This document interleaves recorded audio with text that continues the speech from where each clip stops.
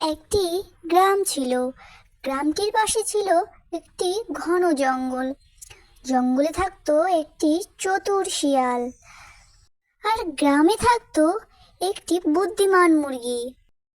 প্রতিদিন শিয়ালটা ভাবতো, আজ না আজ মুরগিটিকে ধরবই। একদিন শিয়াল চুপি চুপি গ্রামে ঢুকে মুরগির কাছে গিয়ে বলল, এই শোনো, আজ থেকে আমরা বন্ধু, আর কেউ কাউকে খাবে না।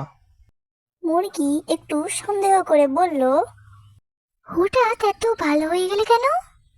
জঙ্গলের রাজা নতুন আইন করেছে, সবাই শান্তিতে থাকবে।